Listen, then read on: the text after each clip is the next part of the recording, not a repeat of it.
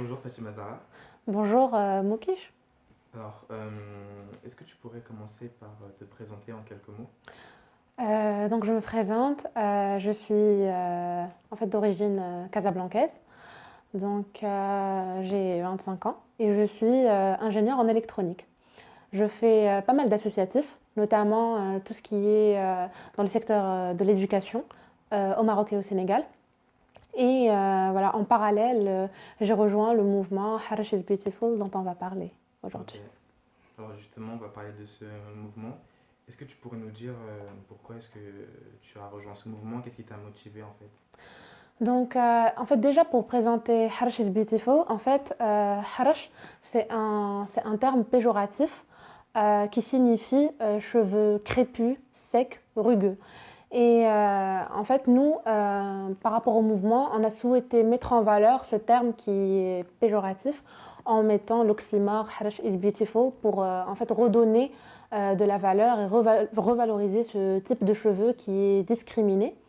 Donc d'où l'appellation en fait Harash is Beautiful. Ce mouvement-là, en fait, il essaie de briser les tabous autour d'un sujet qui est très sensible au sein de la société maghrébine. C'est un sujet qui touche beaucoup de personnes, mine de rien. Et par rapport à ma propre expérience, en fait, je suis noire, métisse. Donc déjà, en fait, on n'est pas visible dans la société maghrébine. Et en plus de ça, j'ai les cheveux crépus. Donc en fait, dans l'inconscient maghrébin en général, c'est porté comme une sorte de tare et comme une sorte d'handicap, alors qu'en fait, il ne faudrait pas. Donc, en fait, le but de Harash is Beautiful, c'est en fait de permettre aux personnes de se sentir à l'aise par rapport à qui ils sont. C'est en fait, de permettre aux personnes de se sentir bien par rapport à leurs cheveux, par rapport à leur beauté. De donner la parole aux personnes qui ne se sentent pas bien au sein de la société par rapport à leur structure. Et voilà. Ok, donc justement, tu parlais du fait qu'il y avait un tabou au sein de la société maghrébine, Oui. et c'est notamment aussi en lien avec la négrophobie qui peut être structurelle au Maghreb, notamment au Maroc où tu as vécu. Est-ce que tu pourrais nous en parler un peu plus? Alors, en fait, oui, au Maroc, il y a une sorte de malaise lié par rapport aux cheveux et par rapport en fait à cette couleur, en fait à ma couleur de peau. Donc, en fait, par rapport aux cheveux, tout ce qui est rugueux, sec, bouclé, frisé, même si ce sont des boucles qui sont bien définies, en fait, en fait, c'est synonyme de laideur. Donc forcément, en fait, il y a beaucoup de mamans, par exemple, qui vont dire ah ben tiens, va aujourd'hui lisser tes cheveux, va faire un défrisage, mettre des lissages brésiliens, des taninos, en fait, pour essayer en fait de plaire, pour rentrer en fait dans le moule de la société parce que la société est comme ça. Il y a en fait c'est beaucoup en fait de parents, ils vont encourager en fait leurs enfants à utiliser des produits chimiques en fait qui tuent le cuir chevelu. Pour en fait pour plaire à la société, pour espérer un jour trouver un mari, rentrer dans un moule en fait auquel tout le monde n'entre pas. Et maghrébin en général, en fait, il y a des termes péjoratifs qui sont utilisés sous couvert d'humour et sous couvert de dérision. Donc voilà, dans la rue, quand on va marcher dans la rue, des personnes sans gêne vont se permettre de nous dire ah ben tiens, Zia. Ça veut dire que voilà, clairement la personne te traite de négresse. Donc, et en fait, pour eux, c'est normal de t'appeler comme ça dans la rue. Ah ben en fait, est-ce que tes cheveux, tu ne les brosses pas? Tu les brosses avec. En fait, les brosses coûtent juste 1 centime, donc pourquoi tu ne les achètes pas? Voilà, par exemple, il y a beaucoup de personnes qui vont dire moi, je ne souhaite pas que mon fils se marie avec une fille noire ou une fille métisse parce que j'aurai des petits enfants qui sont moches. Et ça peut aller plus loin que ça, en fait. Parfois même dans les hammams, en fait, qui sont des lieux de rencontre entre les voisins. En fait, c'est un lieu en fait, en fait, où tout un voisinage se retrouve. Ben, il y a des personnes que tu ne connais pas, en fait, qui ne te connaissent pas. Ils vont venir faire des remarques par rapport à ton type de cheveux. Ah ben tiens, je vois que tu galères par rapport à tes cheveux. Pourquoi tu ne ferais pas ci? Pourquoi tu ne ferais pas ça? Alors en fait, t'as juste envie de leur dire laissez-moi tranquille en fait. J'ai pas besoin qu'on vienne me parler, qu'on vienne me toucher le cheveu ou voilà. Il y a aussi par exemple en fait le fait que dès qu'on va rentrer dans un salon de coiffure avec notre type de cheveux, bah, la première expression qui va être, c'est une expression d'horreur et de dégoût. Genre, oh mon Dieu, comment en fait, comment est-ce que vous voulez qu'on gère vos cheveux? Oui, tout à fait. Donc, nous, on vous conseille de faire tel et tel produit, alors que clairement, en fait, ces produits-là, ils coûtent cher déjà. Donc, par exemple, voilà, des taninos, etc., des lissages, les faire sur plusieurs mois différents, ça coûte super cher. Donc, voilà, non seulement, en fait, tu payes beaucoup, mais en fait, pour tuer ton cuir chevelu, on n'a pas en fait un modèle de réussite qui nous ressemble. Donc forcément, en fait, tu te dis ah ben tiens, moi dans mon cas de figure, ben en fait voilà clairement toute la société trouve que t'es moche, t'as pas un modèle de réussite. C'est comme si en fait tu étais faite pour être une éternelle célibataire et faite pour faire des travaux En subalternes. fait, voilà, c'est ça Et donc le cheveu et la couleur de peau, ça vous détermine un peu socialement une catégorie sociale tout à fait, tout qui à fait. serait moins. Enfin, Moindre. Tout le but en fait de Harsh is Beautiful, c'est en fait, de redonner de la valeur en fait, à ce genre de personnes et à toute personne en fait en passant par le cheveu.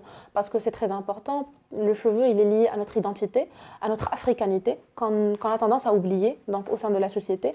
Voilà, en fait, dans notre société, on est perdu entre vouloir ressembler aux Européens, se focaliser sur le côté arabe, du côté du Moyen-Orient, et on oublie en fait qu'on est vraiment sur le continent africain et qu'on est en fait des Africains qu'on le veuille ou non. Et donc le fait qu'il y ait des citoyens noirs, métis et marocains et tunisiens et algériens et libyens et mauritaniens, en fait ça existe. Et en fait ce métissage il est là et c'est lié en fait à toute une histoire qu'on a tendance à ne pas connaître. qui est méconnu. Voilà, elle est méconnue, tout à fait. Justement, par rapport à l'histoire, ce que je voulais en parler, il y a une grande méconnaissance de cette histoire-là. Notamment quand j'ai assisté à votre conférence, j'ai appris que les Berbères, en tout cas, enfin, toute cette région de l'Afrique du Nord, a des origines qui viennent de l'Éthiopie en fait. Et c'est quelque chose qu'on a soit tendance à oublier, soit qu'on ne connaît absolument pas. Et donc déjà, il y a cette partie-là en fait qui est un peu oubliée. Et donc du coup, parce qu'effectivement cette question-là se pose. En fait, moi aussi je me suis posé longtemps cette question. Pourquoi en fait on a ce côté raciste et négrophobe en fait dans la société, en fait qui dans son inconscient, par exemple actuellement pour beaucoup de Marocains, en fait, les citoyens qui sont métissés ou noirs, ils ne peuvent forcément être que des migrants, alors que ce n'est pas le cas. Donc en fait, je pense qu'il y a ce côté historique en fait qui joue et qui est méconnu de la part de beaucoup de personnes qui en fait ont tendance voilà à comment dire, à se projeter et à se comparer plus aux Arabes du Moyen-Orient. Parce que voilà, forcément, enfin, pour moi, dans le Maghreb, il y a une diversité physique qui est vraiment large. Et en fait, ce qui est dommage, c'est que c'est pas mis en avant. Donc oui, effectivement, il y a des personnes en Afrique du Nord qui sont très très blancs, aux yeux clairs, avec des traits fins, avec des cheveux très lisses. Et tout comme il y a de l'autre côté des personnes qui sont vraiment noires de peau, très très foncées, et qui sont en fait chez eux. À l'adolescence ou pendant l'enfance que se joue ce genre de choses. Donc c'est aussi aux parents à faire ce travail d'éducation Bien sûr, sur leurs enfants. Et aussi, le mouvement est assez jeune, oui, si je ne me trompe pas, il oui, a 1 an. oui, tout à fait. Il va boucler ses 1 an bientôt.